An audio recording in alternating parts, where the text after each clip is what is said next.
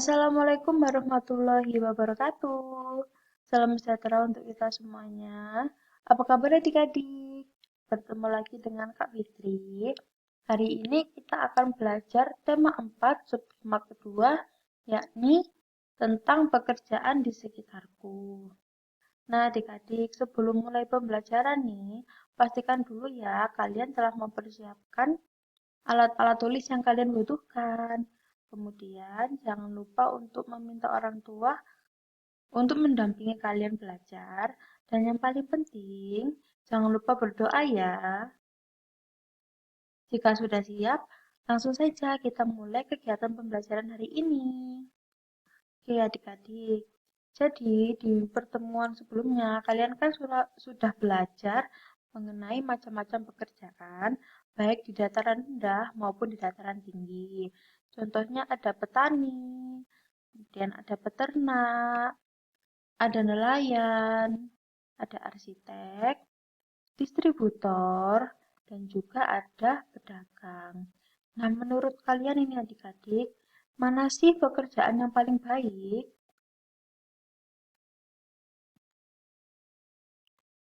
Oke, nah dan bagaimana sikap kita terhadap pekerjaan-pekerjaan yang berbeda? Ayo ada yang tahu, kira-kira dari sekian banyak pekerjaan yang ada, itu mana yang paling baik? Nah, untuk mempermudah adik-adik nih, kalian bisa menyimak cerita yang akan kakak sampaikan ya. Oke, jadi Pak Made adalah seorang pelukis. Lukisannya banyak dijual di galeri. Pak Made sering mendapatkan pesanan untuk melukis wajah atau bentuk-bentuk lain. Berbeda dengan Pak Made, Pak Tony adalah penjahit. Pak Tony menerima pesanan orang-orang yang ingin membuat baju. Meskipun berbeda pekerjaan, mereka berteman baik. Tidak pernah terpikir oleh Pak Made bahwa pekerjaannya lebih baik daripada pekerjaan Pak Tony. Begitu pula sebaliknya. Nah, adik-adik, dari cerita singkat tersebut, kira-kira makna apa yang kalian dapatkan?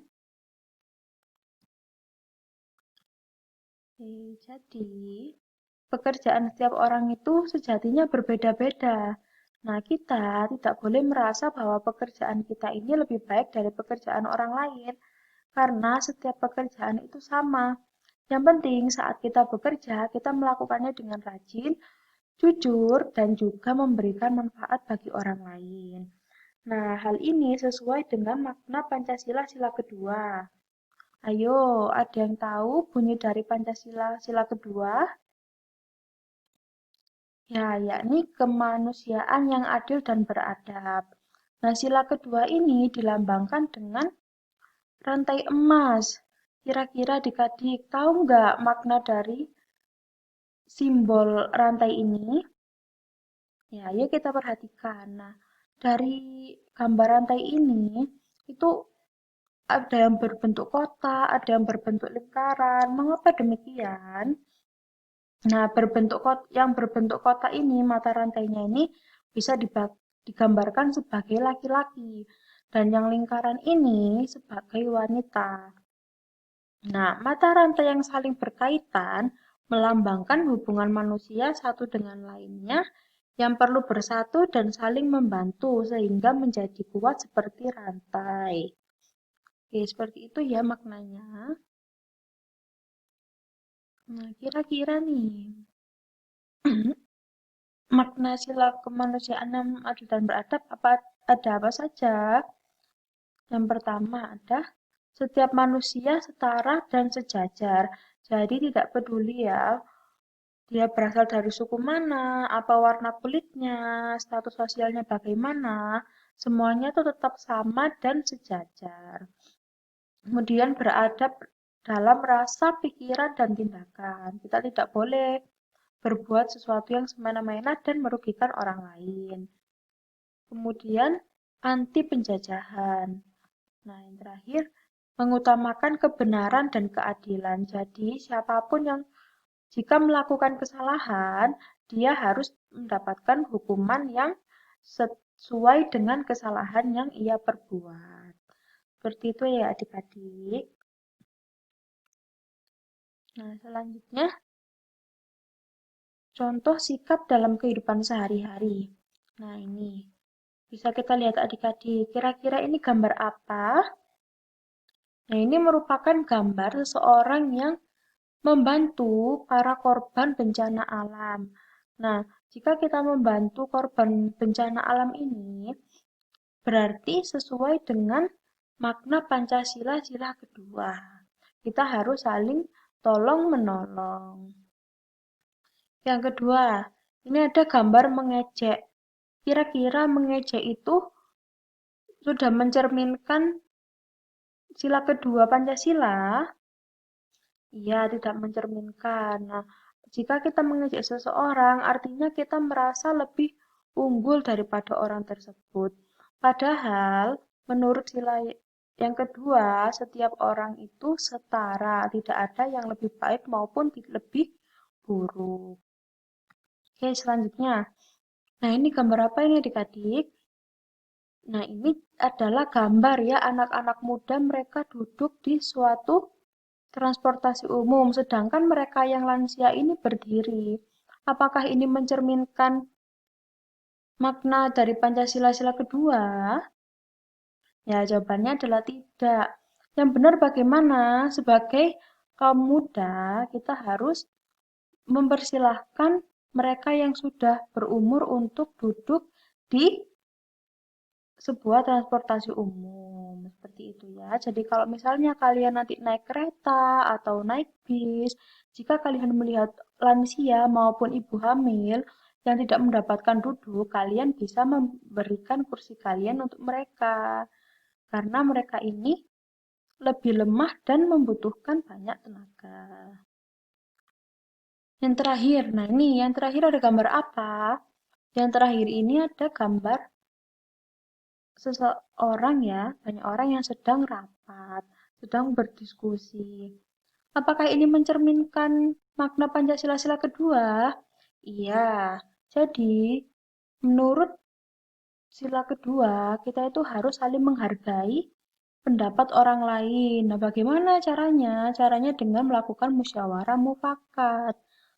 Untuk mendapatkan keputusan, kita mengambil suara terbanyak. Seperti itu ya adik-adik. Apakah sampai sini bisa difahami? Jika bisa, kita lanjut. Nah, adik-adik tadi kan ada pekerjaan pelukis ya. Nah, pelukis itu salah satunya membutuhkan pensil. Nah, ini kira-kira cara pembuatan pensil. Kakak punya videonya. Bisa kalian lihat ya.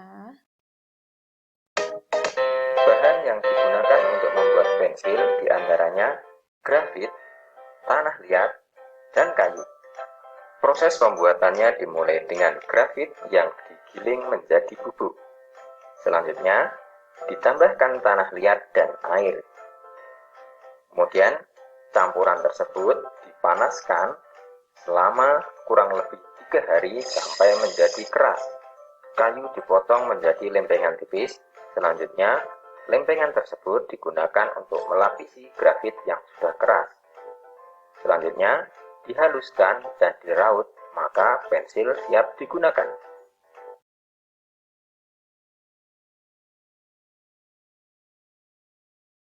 Nah, adik-adik, dari video tersebut, dari video ini, kira-kira pekerjaan apa saja sih yang terdapat di dalamnya dari proses pembuatan pensil itu?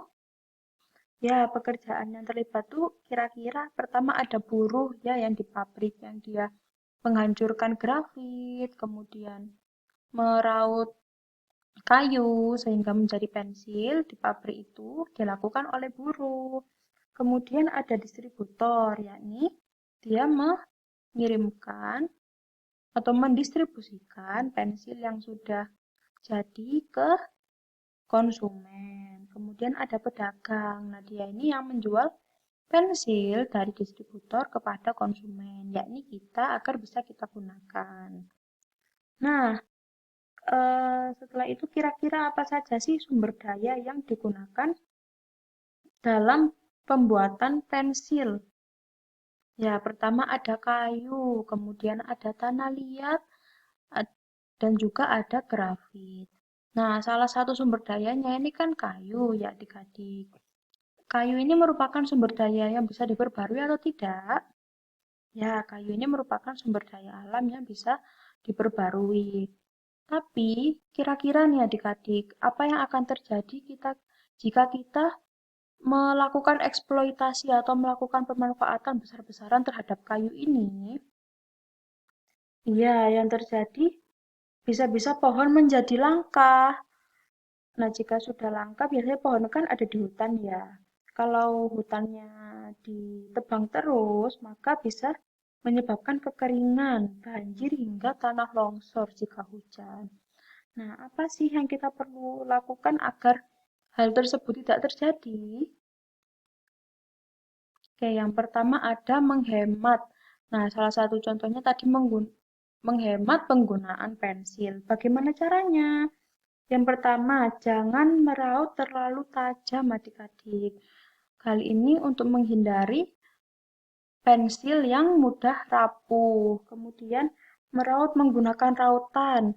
Jadi kita meraut pensil itu menggunakan rautan khusus pensil ya. Agar apa? Agar hasilnya lebih rapi dan tidak mudah rapuh. Kemudian kita bisa juga pakai pensil mekanik. Seperti yang kita tahu ya adik-adik, jika pensil mekanik itu pensilnya, bodinya itu terbuat dari plastik rata-rata. Nah, hal ini bisa kita gunakan untuk menghemat penggunaan kayu. Selanjutnya, menanam kembali. Nah, pohon yang telah kita tebang tadi untuk pembuatan pensil itu, kita bisa menanamnya lagi dengan bibit yang baru dari tanaman sejenis. Jadi setelah kita menebang pohon, jangan langsung ditinggal adik-adik. Kita harus menanam kembali agar pohon tersebut tumbuh dan menghasilkan kayu lagi. Seperti itu. Nah, dan yang terakhir tebang pilih. Apa maksudnya? Kita tidak boleh menebang pohon sembarangan. Harus memilih kira-kira mana yang siap untuk ditebang. Jangan yang terlalu muda. Seperti itu. Sampai di sini bisa difahami ya adik-adik. Nah, yang terakhir. Terima kasih. Jadi adik-adik cukup sekian pembelajaran hari ini. Nah, setelah ini akan kakak kirimkan tugasnya di grup masing-masing ya. Oh iya, jangan lupa tugasnya dikerjakan di buku tugas masing-masing. Semoga cukup sekian ya pembelajaran hari ini. Semoga ilmunya bermanfaat. Oh ya, yang paling penting ini, kakak tidak bosan lagi untuk mengingatkan, jika kalian keluar rumah, kalian harus mengikuti protokol kesehatan, yakni 3M. Pertama, mencuci tangan menggunakan sabun dan air mengalir, kemudian menggunakan masker kemanapun kalian pergi, dan menjaga jarak minimal 1 meter. Jangan lupa ya, ayo kita bersama-sama memutus rantai penyebaran virus corona ini. Cukup sekian. Wassalamualaikum warahmatullahi wabarakatuh.